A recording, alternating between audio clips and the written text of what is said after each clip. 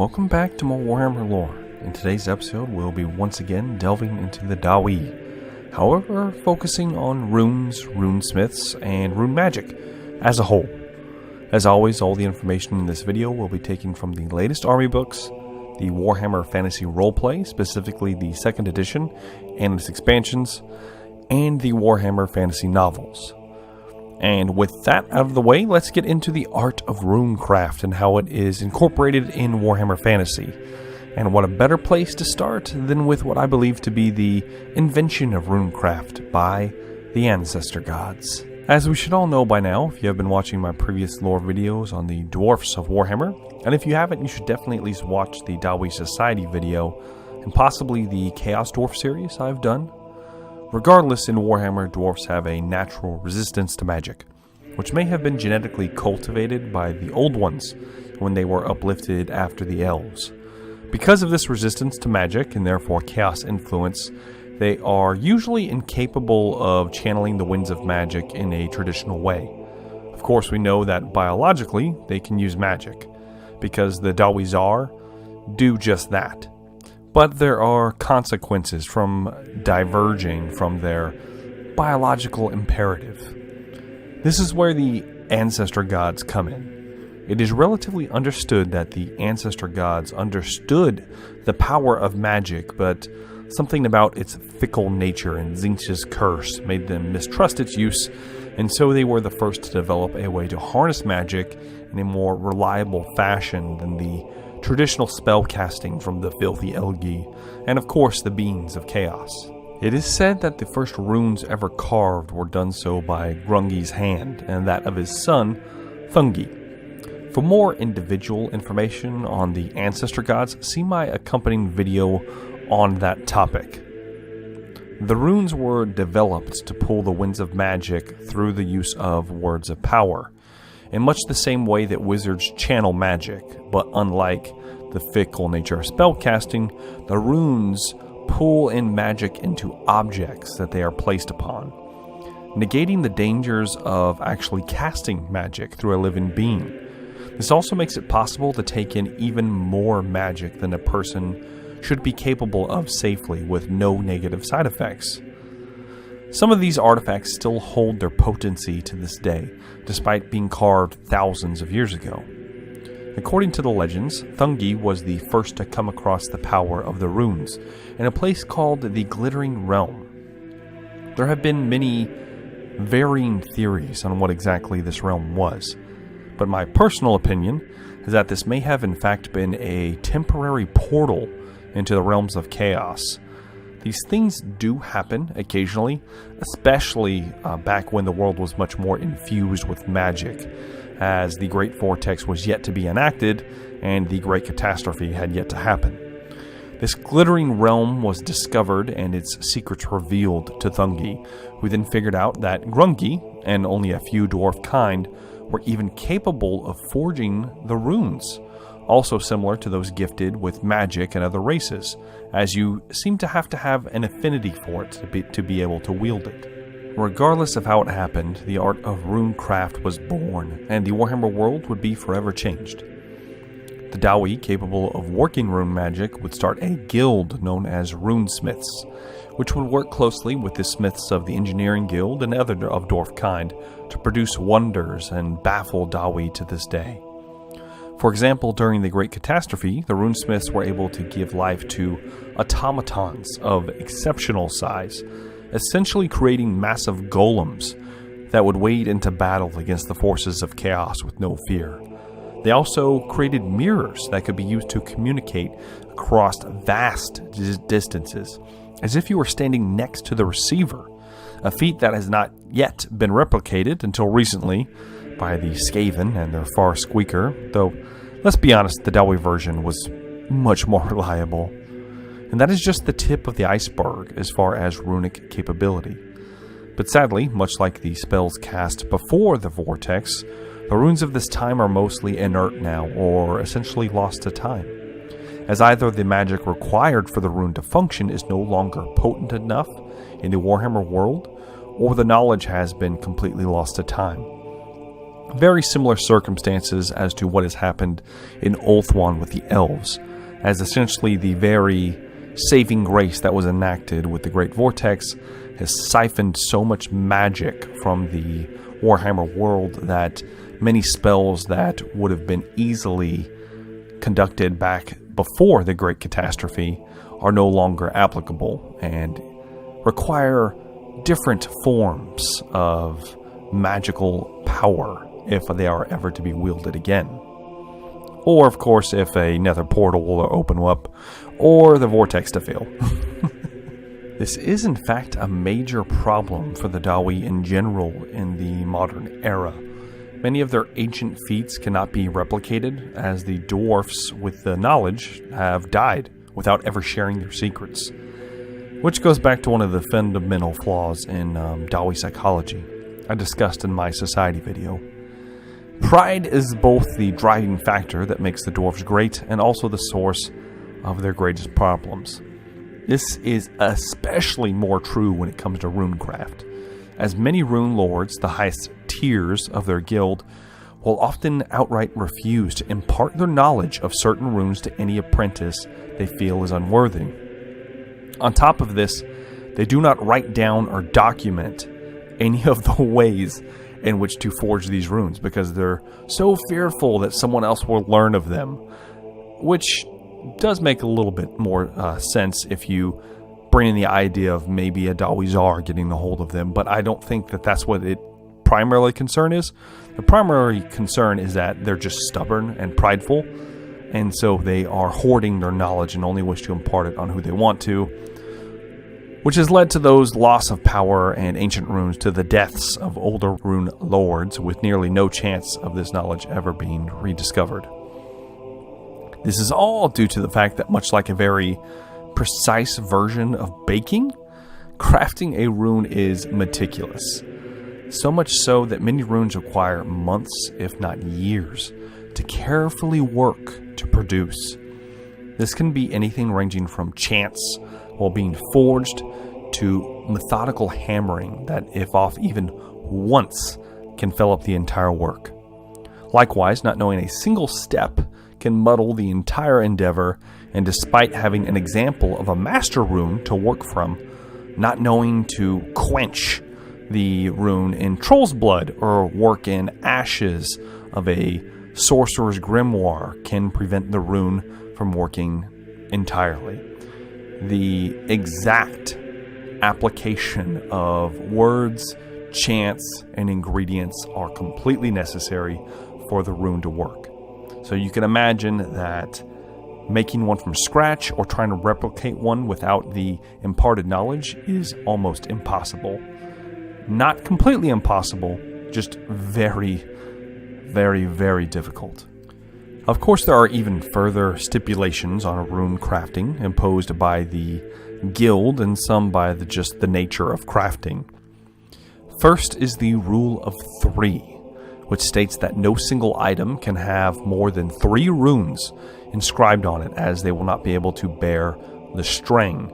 This is more of a practical rune, as the dwarves must have practiced this in their time with the various, back probably during the Golden Age when they had many runesmiths and were able to churn out more magical items than they can now. And they found that if you inscribed an item with more than 3 runes, that it just couldn't bear it, and it would either crumple into nothing or possibly explode. There are various things that can happen when dealing with magic, even rune magic. Second is the rule of form, which states that a rune for weapons can only be forged on a weapon, and likewise armor for armor, banner for banners, things of that nature. You get the idea. This has been imposed by the guild, and I am assuming that it's more of a practical way of making sure that no one tries to forge a rune of eternal sharpness on a shield. It doesn't need to be sharp because it's a shield.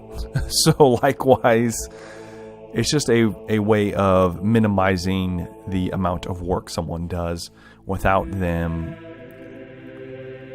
doing more than they need to, because it takes so long to craft a rune.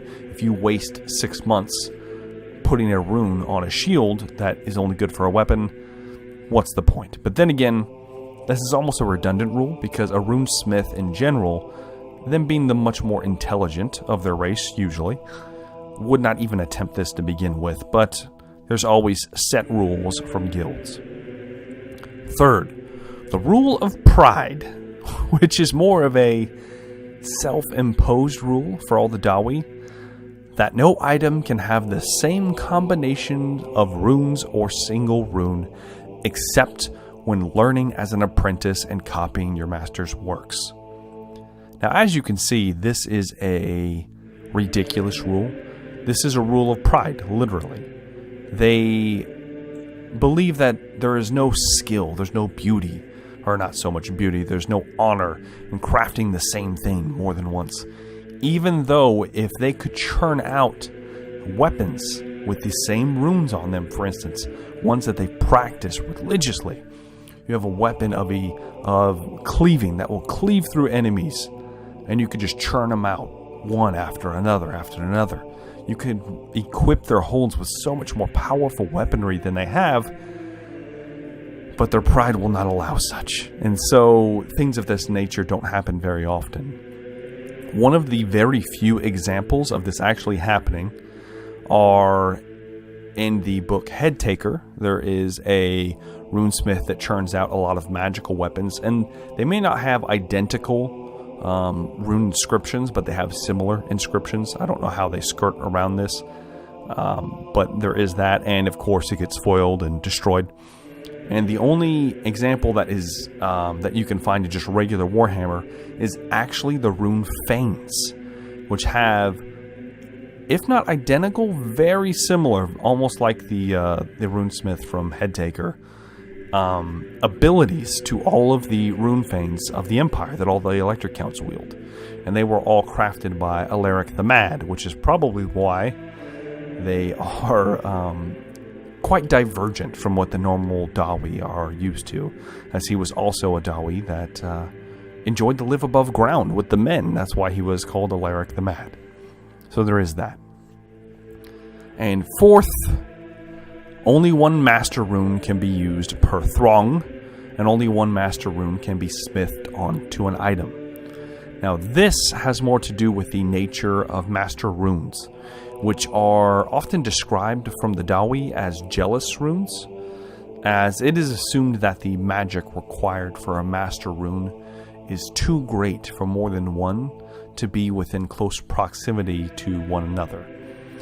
It is not exactly clear what would happen if they were, but it is assumed that either they wouldn't work or something even more possibly explosive may take place, as the power of a master rune is capable of incredible and terrible feats and should be treated with the utmost caution. I am assuming that they have attempted to put more than one master rune on a single item, and probably the same thing where putting more than 3 runes on an item, I'm sure they met with resistance, which is why they imposed this rule. These, of course, are merely principle, and some of them are not exactly necessary to complete rune work, but it is interesting all the same.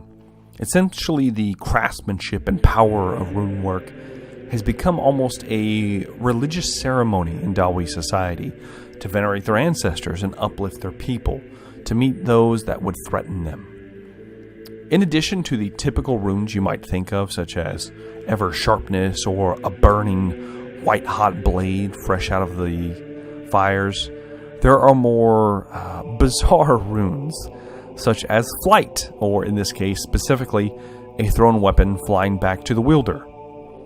But more interesting runes have been utilized in the past, such as runes that completely outright negate magic and funnel it harmlessly, similar to that of the Great Vortex. Similarly, runes have been placed on vaults and doors to keep them locked without the aid of the proper runic knowledge, as well as runes placed on Dawi crypts that prevent the use of necromancy and intrusion of any undead creature. Of course, the majority of these runes are those that are dedicated to a specific ancestor god, but rune magic is flexible enough that a competent smith can create a new rune or alter an existing one for a new purpose. Though examples of this are extremely rare, as runesmiths are almost an exaggerated example of what is wrong with the current Dawi society, as they often lack the desire to create anything new, and new things are seen with the utmost suspicion, as tradition is all. This would be a great segue into how one becomes a rune lord. If you are of the appropriate bloodline, you are taken on by an existing runesmith as an apprentice. An apprenticeship for a runesmith is several hundred years, which is even a long time for a dwarf. Then, once completed, you become a full-fledged runesmith and either travel to another hold in need of a smith or possibly take over from your aging master. From here, it takes another several hundred years or more to become an official rune lord. Those are the steps necessary. Becoming a rune lord is almost impossible, and not all runesmiths are capable of even becoming a full-fledged rune lord. But rune lords are the smiths capable of activating the master runes on the mighty anvils of doom, which we will be going into in more detail in the official army video. They are also said to be able to craft a master rune or multiple master runes through trial and error, or just the natural know-how, or possibly the knowledge that was imparted on them by a master, though that is becoming more and more rare. Rune lords are also so sacred to their people that they are often seen as living ancestors. And for the most part, runesmiths in general tend to live much longer than your average Dawi, reaching years that a normal dwarf would never. This might be in part due to the fact that they usually aren't on the front lines, or at least in extremely dangerous situations, but they are also very protected and sacred, so they are kind of held back from the worst. Though working with runes does have its own set of hazards, there are examples in the lore of runesmiths dying trying to attempt a rune they did not have the skill to complete, or in the case of one rune lord, attempting to activate a long dormant master rune and then his body turning into literal stone. Which makes a certain kind of sense, as the runesmiths are technically channeling magic through their rituals into themselves and then venting it into their work. So it is assumed that if they take in too much and can't vent it in time, they would go through a similar process as the Chaos Dwarves and turn to stone as their body rejects the magic coursing through them, and their very nature rejects itself, and they literally turn into a piece of the mountain. And while we are still on the subject of just runes, the Dawi are not the only race to utilize runecraft, though they are given the credit for it, and to an extent, they are the ones who invented it.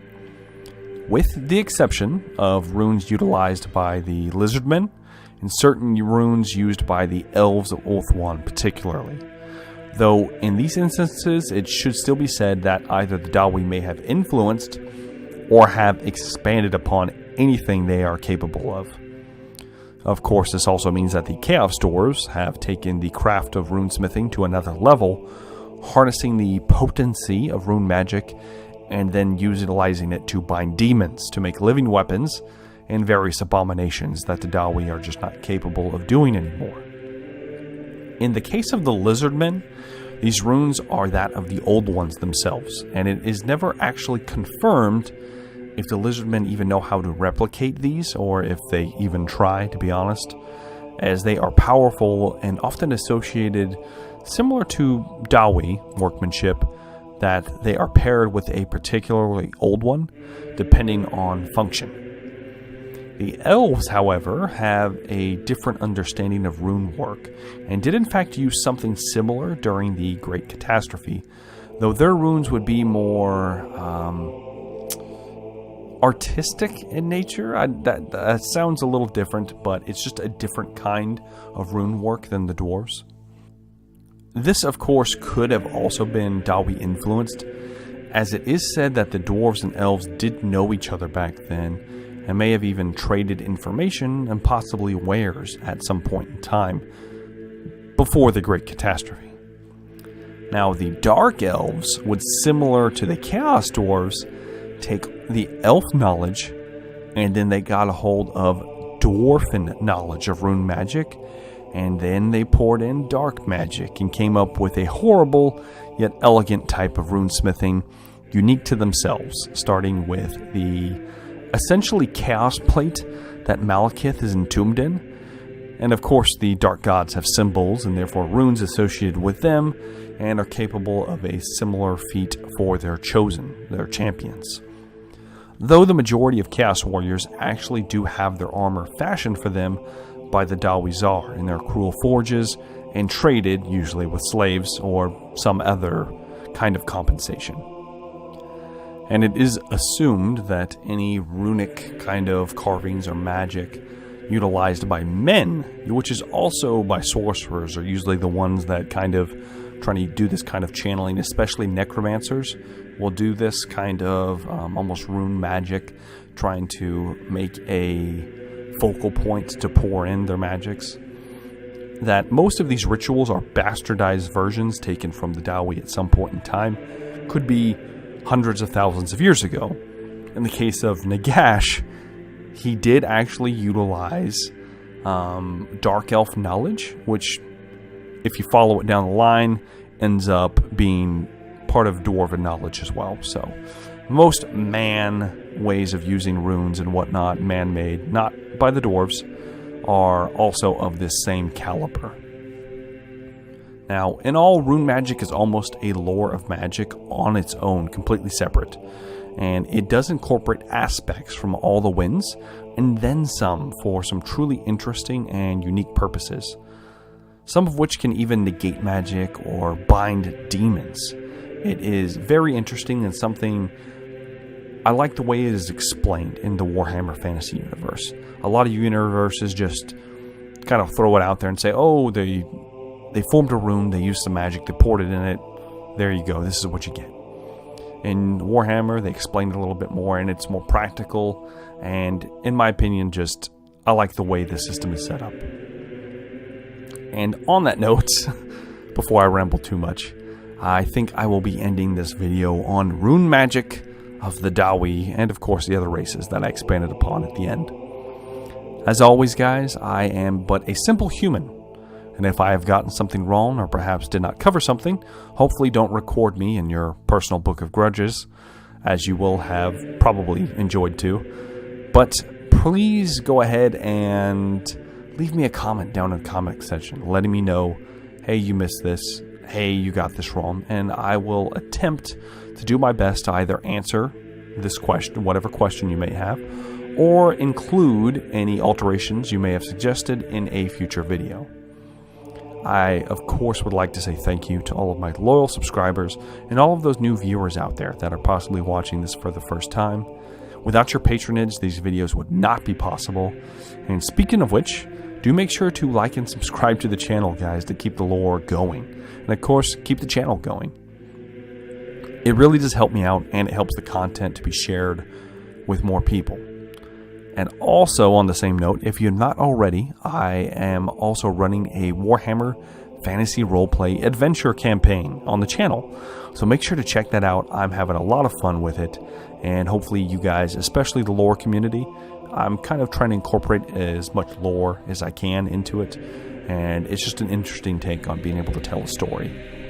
So please see that if you can. As usual, guys, I have been JumboThick. Thank you so much for watching. I look forward to seeing you all in the next video. Have a good day.